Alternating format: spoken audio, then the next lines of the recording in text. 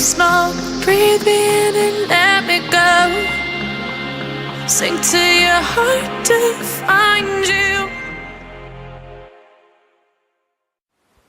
Hello my lovelies, this is simsfel and welcome back to the Sims 4 Vampire Amazon series with the Salazar Coven. We are over at the Feline Fairy House visiting the new batch of kittens which have arrived. We have a litter of 3. The previous litter have already been put up on the gallery if you guys want to go ahead and download that. But we are going to have a look at the 3 kittens, one belonging to each of the feline fairies we have, including these 2 lovely ladies over here. And you guys are going to give me some name suggestions so that I can come back in the next episode or whenever and name these beautiful kittens. Right, let's get to it, shall we?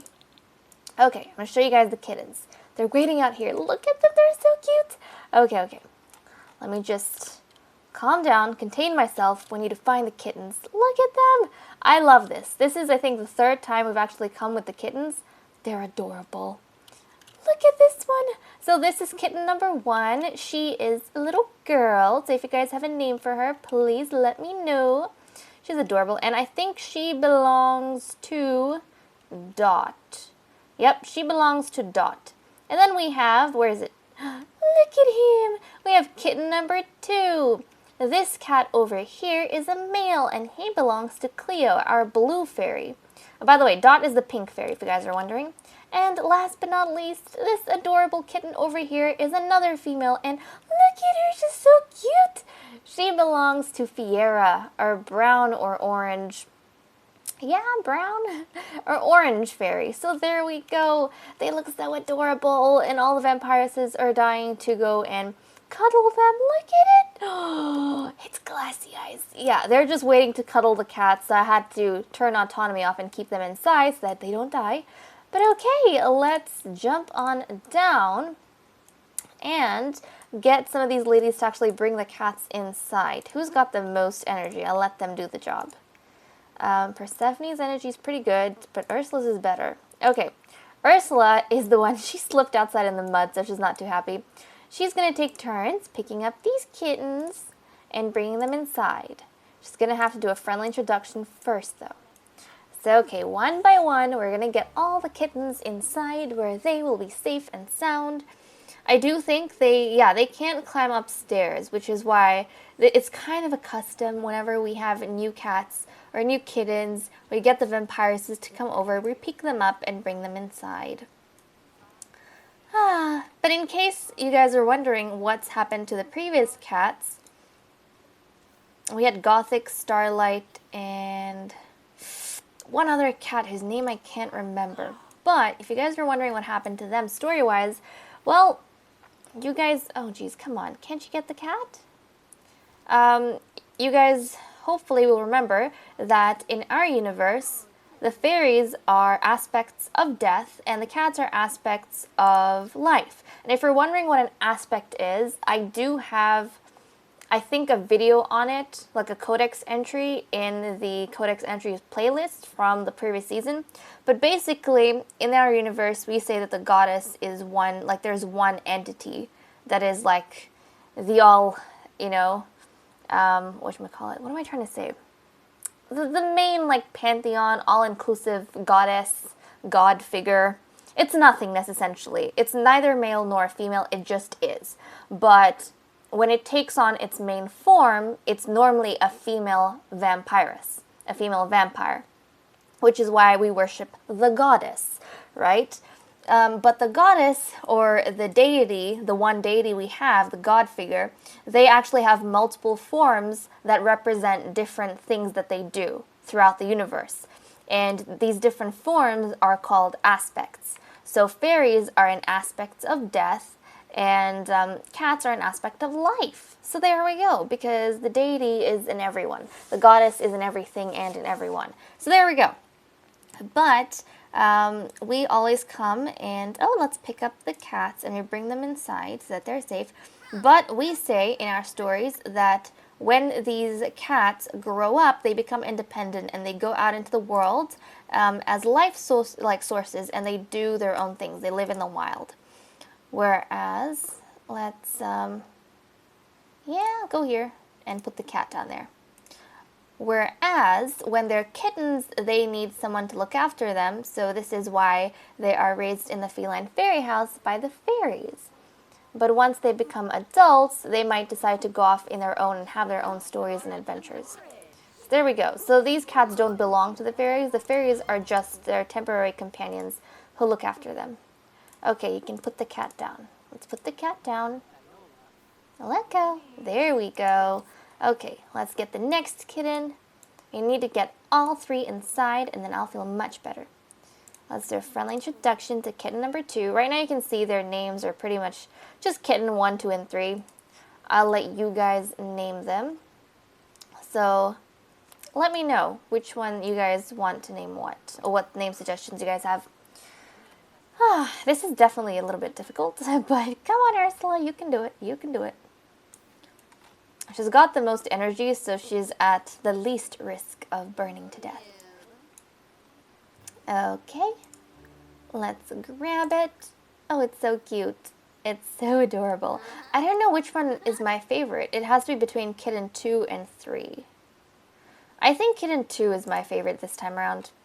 Cleo's cat. I think Cleo's kitten. The kitten, oh geez, no. The kitten that Cleo is taking care of. Doesn't belong to her, she's just taking care of it. Okay.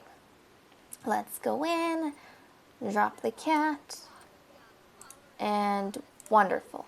And then we'll get the final one. And the ladies were talking to each other. Also, there has been some drama. Just a little bit. Also, guys, thank you for understanding what I had to say about mermaids, about their inclusion or exclusion from the series. And also, thank you for letting me know that you guys don't mind me playing off camera and then just updating you guys whenever something interesting happens or we do an event, because the story will move along a lot quicker. But I did play, I think, like a night, and I think I played, a night and most of the day off camera while I was getting the ladies' needs up and stuff. Let's go here. But I actually noticed something really strange. And I don't know what happened and how it happened, but something seriously strange is going on. Okay. Let's put the cat down. Nice. Okay. Oh, look at them. I don't feel safe leaving autonomy on right now, so I'm not going to do any of that. But I'll get everyone to see if they can converse with the fairies. That is quite important. Aww. She's introducing herself to the cat. That's nice. You, my darling, can talk to Cleo. The queen. Where's Dot? Where is Dot? I don't know where Dot is. Maybe she went out. She's not home. Yeah, the pink fairy isn't here. I'll get the queen to... Queen, how do you not know Fiera? You know her. You know her, Queenie. Okay, well, anyways, while she talks to the fairies, I'm just gonna let you guys know what was really weird. So, I was kind of jumping back between the vampiresses. Oh my god, the kittens are so cute. But I went on to Lady Kennedy, and I was trying to get them to come here together. So I got Lady Kennedy to invite them over, but it said that Queen Narcissa would rather not come. And normally that only happens when you have a bad relationship with someone. But as far as I remember, they had a good relationship, so I was really confused, and I thought, hey, what's going on? And so I had to kind of, bunny hunkers all the way around before I managed to get everyone here, and I had to use Genevieve to invite everyone. As you can see, her relationship with Genevieve is already in the negatives, and I don't know how that happened exactly. I thought she was on good terms with everyone. But if you look at her relationship with the queen, look at that. That is terrible. That is the worst relationship anyone's had with the queen. And she's pregnant right now, so I don't know how that happened, when that happened, why that happened. I did not see any interactions between them. They might have been doing something while I was focusing on one of the other ladies. I don't know. But they have a bad relationship from something. Now, I was thinking about it. And see, look, they're disliked. And I don't know, but it seems to me that even though Kennedy asked the queen, like when she gave in her favor, she didn't ask for Morgana's life, she asked for a baby. I think the queen granted that. She was okay with that, but at the same time, maybe Clara spoke to Morgana. That makes sense because Clara and Morgana are actually friends, and right now they're out at Castle Sheba. I'm thinking that maybe Clara spoke to Morgana about the little discussion they had, and then maybe Morgana told the queen something about it before she left. That's the only explanation I can think of. And so the queen probably is enraged. I don't know what the queen's feeling, but I think she's either enraged that Kennedy even would think of using that stone to take away Morgana's life, because obviously the queen's fallen in love with Morgana at this stage. That, or, yeah, something along those lines. Or maybe the queen feels threatened that, I actually don't know, maybe the queen feels threatened that Kennedy is trying to take her lover away from her, or even thought about it. Maybe she feels threatened that Kennedy would consider something like that. Maybe she's angry at Kennedy for not using that on Morgana sooner, when the queen hadn't fallen in love with her yet. I don't actually know what the queen's thinking. Do you guys know? I'm trying to gauge the situation between the two, but I honestly don't know. Now, I'm going to quickly go ahead and put down some of their whims, because the ladies are going to need to work on that when they return to the castle. So, and plus, maybe that's going to give me some insight. Oh my goodness, Kennedy's in labor. Well, never mind, everyone. We're heading back to the castle right now, because Kennedy is in labor, and we have to deal with that before we figure out why exactly Kennedy and the queen don't get along. Maybe I just need to play the ladies for a bit, do some whims, and actually figure out what it is that they feel about each other. I don't know. I'm going to have to do some... Yeah, I'm going to have to see. And normally, the whims actually help me. Anna Rose, yeah, we're having a party in the castle. Someone's about to give birth. But oftentimes, the whims we have up here for each of the vampiresses, whenever there's a kink in the story, they actually help me smooth all of those, creases out and help me figure out what's going on. And I haven't had a chance to play around with the ladies in terms of their whims. I kind of like doing those things on camera. But maybe the more we do this, or once I get into some of their whims, I'll figure out what exactly is going on between everyone. But this is definitely going to be a tense birth. I know that much. Because the queen is at odds with Kennedy, and Kennedy is about to give birth. If she has a boy, that probably will not go over too well. If she has a girl, then I still don't know if that's going to go over too well. The queen just seems to not like her at all, and she has never disliked anyone this much. I think her and Morgana's relationship had a little bit of a issue before the whole castle takeover. I think soon after that, like when she got married, was forced into a marriage very early on, there were some problems, but I don't think she's ever been in the red that far down with anyone, and it caught me by surprise. I was not ready for that. I thought everything was, la la, happy, we're fine, we have a pregnant vampire, she's about to have a baby, everything's gonna be okay. But no, nothing's gonna be okay, guys. I don't know what everyone's thinking. Those are my kind of two guesses for what the queen could be. Either she's threatened or upset that Kennedy would even think about that, or she's angry at Kennedy for not thinking of it sooner. Which of the two seems more likely for the queen? I don't really know. I mean, I'm gonna admit, as she's getting older, then I'm kind of starting to see more of Sheba in her, but at the same time, I still don't know.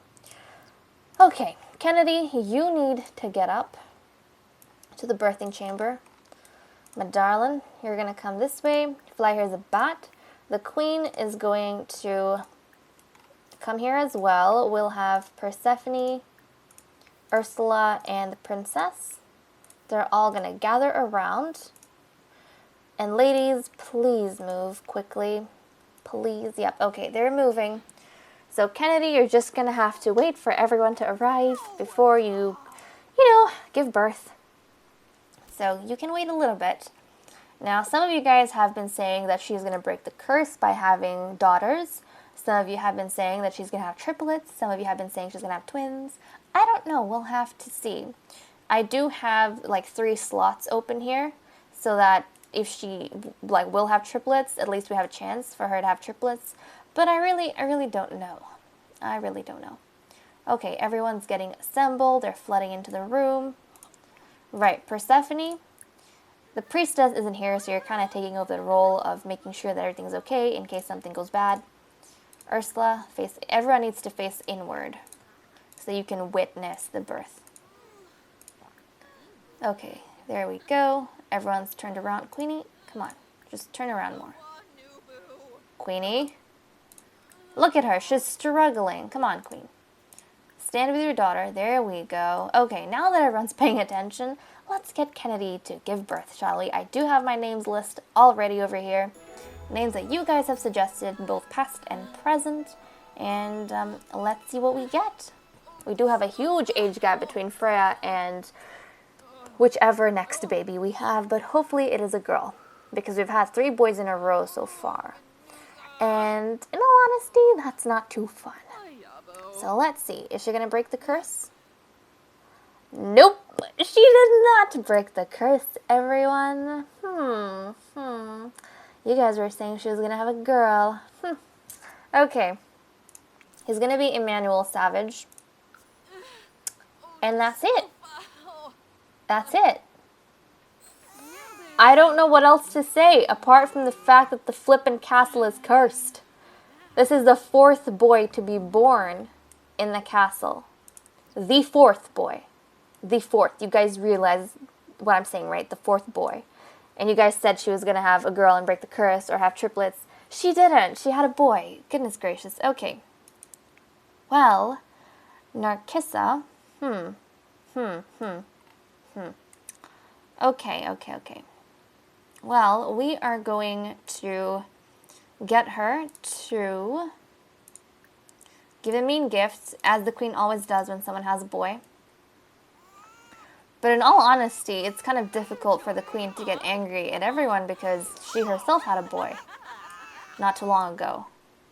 But this would definitely upset her and probably ruin her relationship with Kennedy even more so. Oh my goodness. Well, I don't like getting everyone pregnant like one after the other super quick. Because I do like playing around with all my ladies, so I'll probably get everyone back in the coven and play with them for a little bit before I get someone else pregnant, because every time I get someone pregnant, I have to clear out 3 ladies to make space for, in case we have triplets. So, wow, okay. Well, guys, I'm going to clear the child out. We're going to send the child back to its father, and then we're going to get all the ladies back, and I'll see you guys in a second.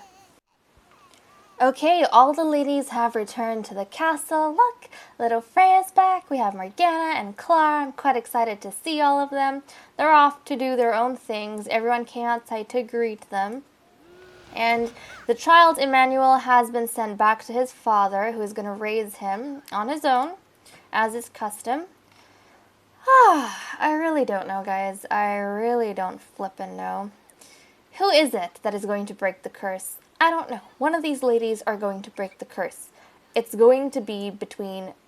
I don't even know who it's going to be between. I really don't. And I'm super confused by that. Don't really like it. I am super duper confused. But we'll have to see who gets to break this curse. Are they going to be manage to break the curse before Genevieve becomes queen? I really don't know.